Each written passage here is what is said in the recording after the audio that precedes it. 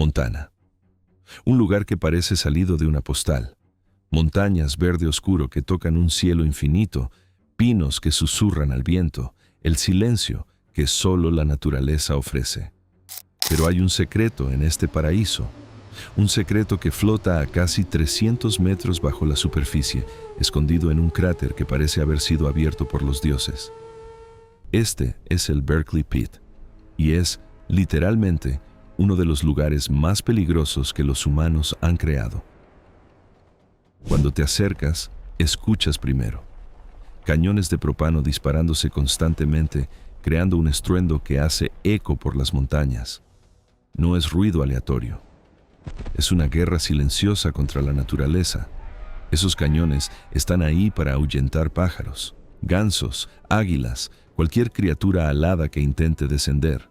Porque si un pájaro se posa en esa agua y bebe solo un sorbo, está muerto. No en días, en horas. El agua del Berkeley Pit es tan ácida que disuelve metal. El agua que bebes tiene pH neutro, alrededor de 7. Esta agua tiene pH inferior a 2. Es como beber ácido puro de las baterías de un coche. En 2016, una tormenta obligó a miles de gansos migratorios a posarse allí durante la noche. Por la mañana, aproximadamente 1.500 estaban muertos. Pero ¿cómo se creó un lugar así?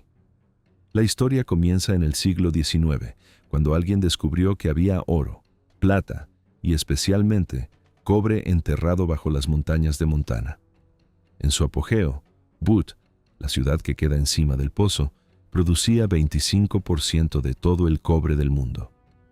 Cada teléfono, cada red eléctrica, cada lámpara que iluminó América en los años dorados, salió del subsuelo de Butte.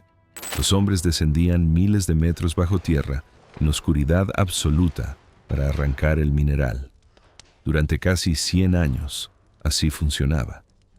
Pero en 1955, la Anaconda Mining Company tomó una decisión radical. En lugar de cavar hacia abajo, comenzaron a cavar hacia afuera. Removieron la montaña misma. No excavaron túneles. Removieron todo. La montaña desapareció. Lo que quedó fue un agujero tan gigantesco que podría engullir el Empire State Building entero y aún tendría espacio de sobra. 1 milla de largo, más de 1.700 pies de profundidad. Cuando la minería se detuvo en 1982, las bombas que mantenían el pozo seco fueron apagadas. La lluvia comenzó a caer. El agua subterránea comenzó a subir. Y la naturaleza lentamente llenó la herida que los humanos habían cortado. Pero esa agua no era agua normal. En las rocas alrededor estaban minerales de sulfuro, combinaciones de azufre y metal. Cuando esos minerales quedaron expuestos al aire y al agua, una reacción química comenzó. El mismo proceso que crea ácido de la batería de un coche comenzó a ocurrir naturalmente. Un proceso llamado drenaje ácido de minas.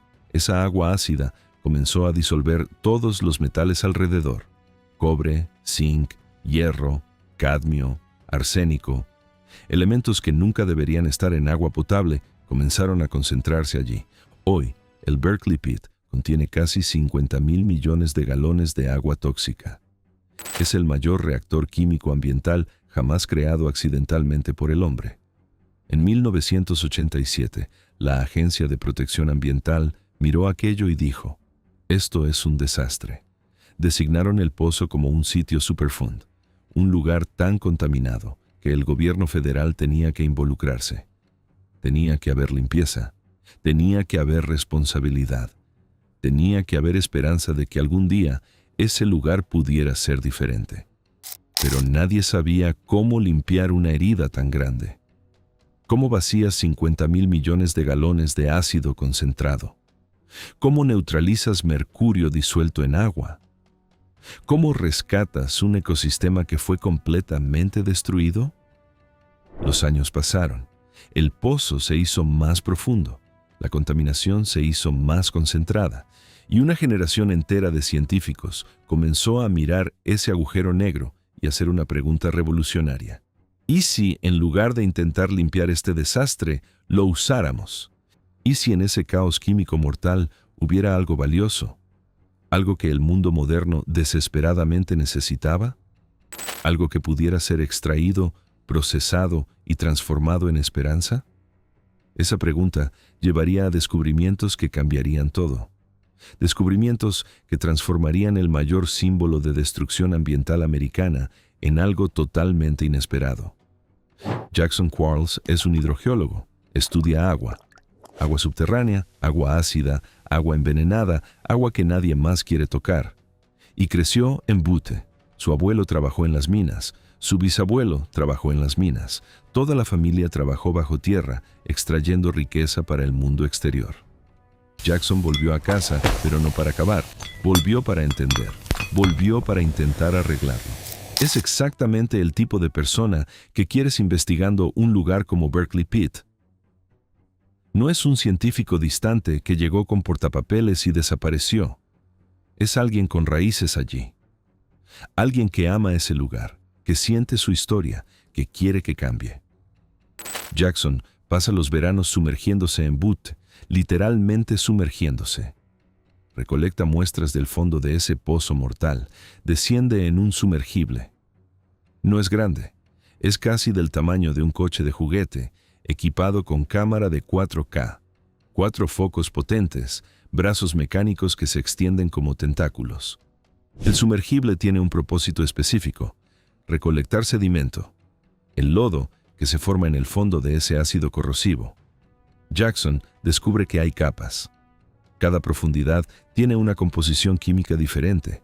Cada capa cuenta una historia. Y en ciertas capas, en ciertos puntos específicos, hay concentraciones anormalmente altas de algo extraordinario.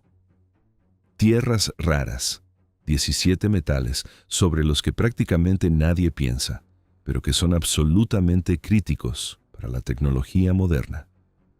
Cuando Jackson recolecta una muestra, la sella cuidadosamente, escribe las coordenadas exactas de dónde vino, registra la profundidad, anotan qué día fue recolectada, qué análisis buscan.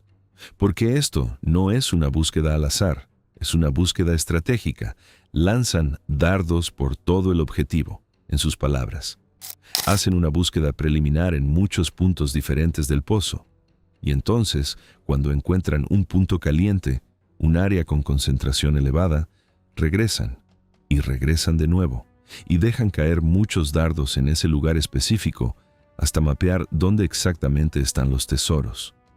Pero, ¿por qué tierras raras? ¿Por qué esto importa tanto que justifique descender en un sumergible, en un pozo que podría matarte en segundos si algo saliera mal?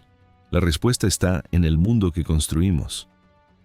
En este mismo momento, miles de millones de personas dependen de tierras raras para prácticamente todo lo que usan.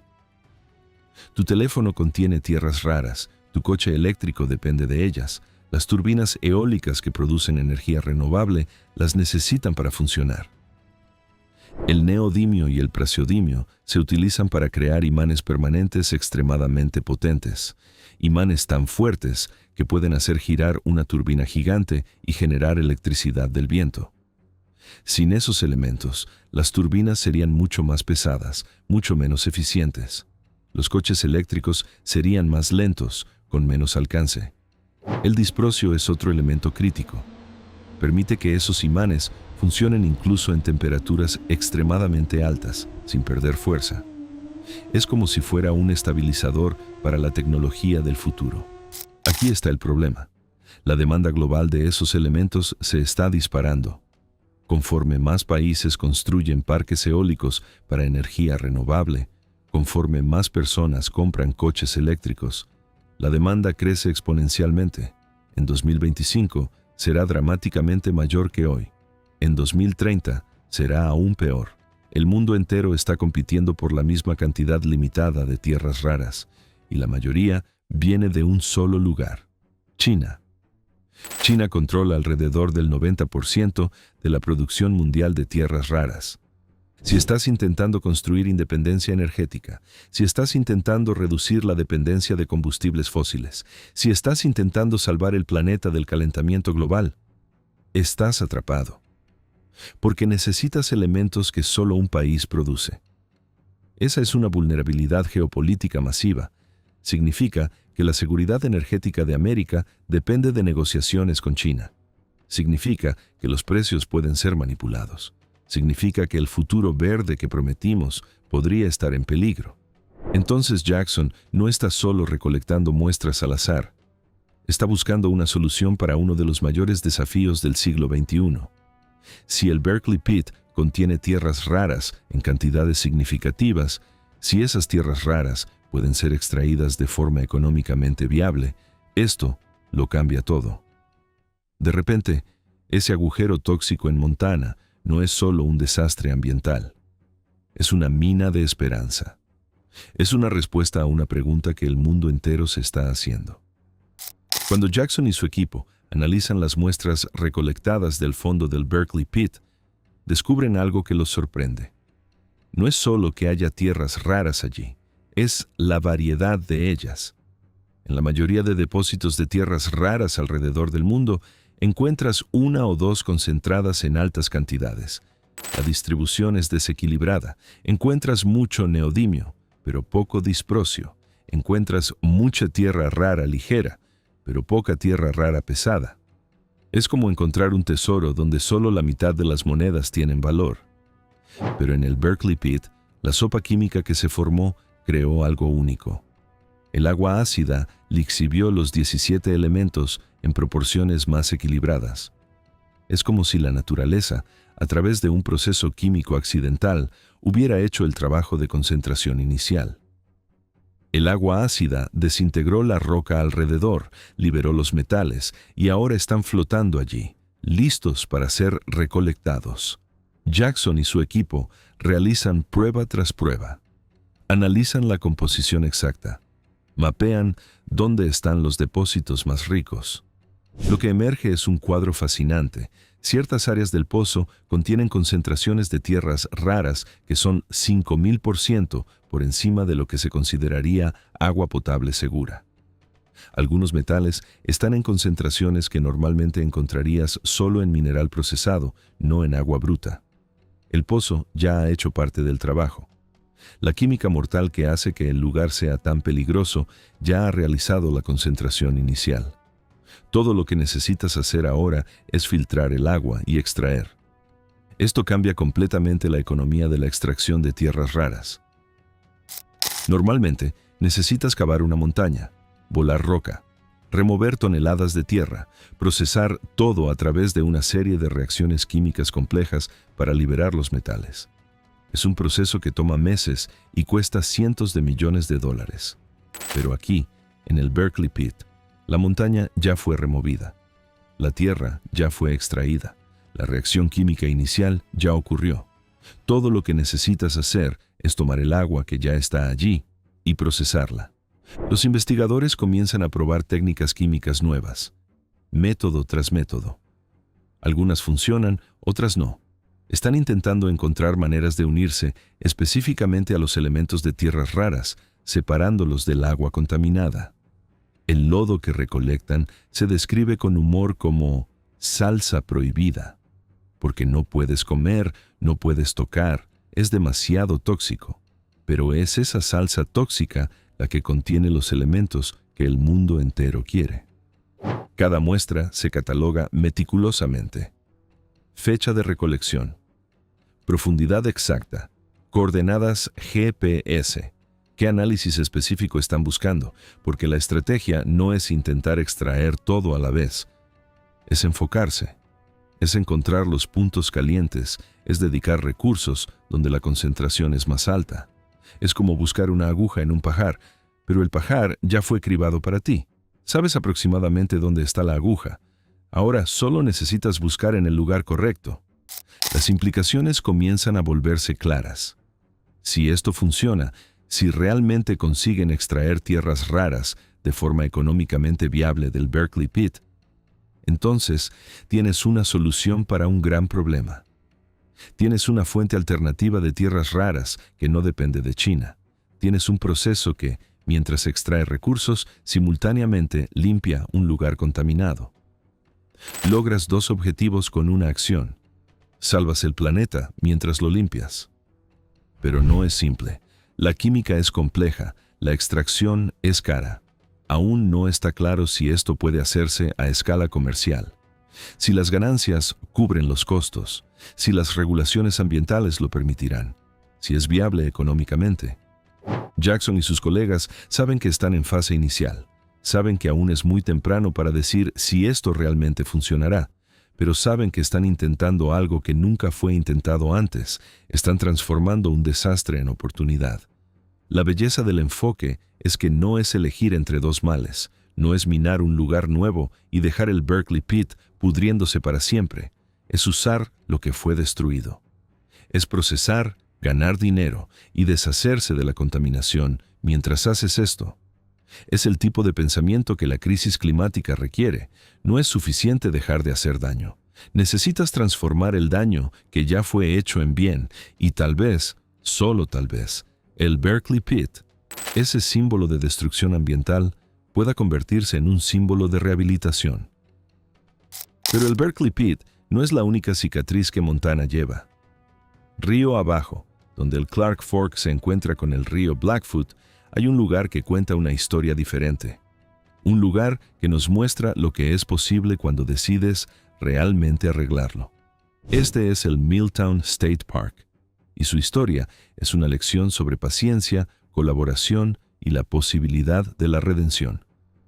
A principios del siglo XX, cuando Butte era la capital mundial de la minería, construyeron una presa en Milltown. Parecía una buena idea en la época. La presa retendría el agua, generaría energía, facilitaría el transporte. Pero había un problema que nadie realmente pensó mucho: sedimento contaminado. Todo lo que salía de las minas arriba, desechos de minería, metales disueltos, ácido, acababa fluyendo río abajo y depositándose detrás de la presa de Milltown. Durante décadas, tonelada tras tonelada de basura tóxica se acumuló allí. La presa se convirtió en un depósito de residuos de minería. En 1908, apenas unos meses después de que la presa fue completada, hubo una inundación masiva, la mayor jamás registrada en esa región. La inundación rompió la presa y liberó todo ese sedimento contaminado río abajo. Fue una catástrofe ambiental que duró generaciones. El río entero fue envenenado. Los peces desaparecieron. La tierra alrededor se volvió tóxica, pero esa inundación de 1908 acabó siendo el comienzo de una solución, porque finalmente el problema se hizo imposible de ignorar. Pasaron décadas, la presa fue reconstruida, más sedimento se acumuló, la contaminación persistió, hasta que en 1987, Milltown fue designado como un sitio Superfund, exactamente como el Berkeley Pit. El gobierno federal entró, las agencias estatales entraron, las tribus locales, los Confederated Salish y Kootenai, que tienen derechos garantizados por tratados sobre la tierra y el agua, entraron. Michael Custodia, quien creció en Milltown, quien tiene vínculos familiares allí que se remontan a generaciones, se convirtió en el gerente del proyecto de restauración. El proyecto que enfrentaban era monumental. Primero, necesitaban remover la presa, no repararla, removerla completamente. Luego, necesitaban extraer más de 3 millones de toneladas de sedimento contaminado. 3 millones de toneladas. Para tener una idea, es el peso de 330,000 coches. Todo aquello tenía que sacarse de allí. Y luego vino la parte más delicada: reestructurar el río. 2,5 millas de canal de río tenían que ser literalmente reconstruidas para regresar a su flujo natural histórico. Pero no era solo ingeniería, era ecología. Entonces, después de remover toda la contaminación y reconstruir el río, plantaron decenas de miles de árboles, restauraron la vegetación ribereña, reintrodujeron plantas nativas, crearon hábitat para animales salvajes, porque el objetivo no era solo limpiar, era recrear un ecosistema vivo. Muchas personas fueron involucradas: departamentos estatales de pesca, vida silvestre y parques, programas de daños a recursos naturales, departamento de equidad ambiental, las tribus confederadas que actuaron como administradores fiduciarios debido a sus derechos de tratado. Michael describe como casi una confluencia de personas. Cientos de personas se unieron. Cientos de equipos trabajaron durante años. No fue rápido. La restauración de un ecosistema destruido no es un proyecto de unos pocos meses. Es un trabajo que toma años. Requiere paciencia, requiere persistencia, requiere creer que vale la pena incluso cuando el progreso es lento. Pero continuaron. Día tras día, año tras año, el trabajo continuó. Y lentamente, lo imposible comenzó a suceder. En 2018, 10 años después de que el proyecto comenzó, las puertas del Milltown State Park fueron abiertas al público. Y cuando vas allá ahora, si no fuera por algunos letreros informativos discretos, no sabrías que estabas en un lugar que era un depósito de basura tóxica. Ves personas pescando, familias haciendo senderos, personas en kayak en el río, observadores de pájaros, niños jugando. Está vivo, está pulsante, está funcionando como un ecosistema. Michael estaba allí el día de la gran inauguración. Su madre estaba allí, la mujer que creció en ese lugar, que tenía historias sobre cómo era antes, historias sobre un río diferente, una naturaleza diferente, un mundo diferente. Ver su trabajo realizado, ver ese lugar volver a la vida, ver a su madre con lágrimas en los ojos. Fue un momento que Jackson describe como trabajo hecho con amor. Porque es exactamente eso. No fue hecho por dinero. Fue hecho porque un grupo de personas creyó que ese lugar merecía ser restaurado. Y esto nos trae de vuelta al Berkeley Pit. Porque Milltown nos muestra algo crucial, nos muestra que es posible arreglarlo, que incluso cuando el daño parece permanente, irreversible, imposible de remediar, hay maneras, hay esperanza, hay caminos hacia adelante. El Berkeley Pit nunca será exactamente como era antes de la minería. El Clark Fork siempre llevará las marcas de lo que sucedió, pero tal vez el objetivo no sea borrar esas cicatrices. Tal vez el objetivo sea entenderlas, honrarlas y preguntar, ¿qué podrían estas cicatrices convertirse enseguida? Jackson mira hacia el futuro con esperanza cuidadosa. Habla sobre soñar con una Butte mejor. Tal vez un día el agujero esté lo suficientemente limpio para que no necesiten disparar cañones de propano para ahuyentar pájaros. Tal vez un día los gansos puedan posarse allí y sobrevivir. Tal vez sea necesario que sus nietos vean esto suceder. Tal vez tome décadas. Pero saber que su nombre es parte de esta historia, saber que está ayudando, saber que está intentando transformar la destrucción en restauración, es suficiente. Para Jackson, es más que suficiente. Es un legado familiar de un tipo diferente. La historia del Berkeley Pit no es solo sobre contaminación ambiental, no es solo sobre los peligros de la minería, es sobre lo que el futuro puede ofrecer cuando la innovación se encuentra con la responsabilidad. Durante un siglo, ese lugar fue tratado como prueba de lo que destruimos, como un monumento a la avaricia, la explotación, la falta de cuidado del planeta. Pero la química nunca dejó de funcionar. Las mismas reacciones que tornaron esa agua tóxica ahora están concentrando elementos de los cuales el mundo moderno absolutamente depende. Tierras raras que hacen girar turbinas eólicas, elementos que alimentan coches eléctricos, metales que construyen el futuro que prometimos. La extracción de tierras raras de residuos de minería aún está en estadios iniciales. Aún no puede atender la demanda global. No va a reemplazar la minería en un día. Puede nunca conseguir suplir todo lo que el mundo necesita. Pero es un cambio de mentalidad. Es una oportunidad para reexaminar cómo usamos los recursos de la tierra, no como algo para extraer y descartar, sino como algo para usar responsablemente, procesar eficientemente y, cuando sea posible, recuperar y reciclar. Es reconocer que el pasado no puede ser eliminado, pero puede ser transformado. Gracias por ver esta historia sobre el lugar más hermoso que es mortalmente tóxico, sobre la cicatriz que puede volverse solución, sobre un lugar llamado Butte, Montana, donde la historia de la destrucción lentamente se está convirtiendo en la historia de la esperanza. Y tal vez esta sea la lección más importante. No es sobre ignorar las cicatrices, es sobre preguntarse honestamente qué podrían convertirse enseguida.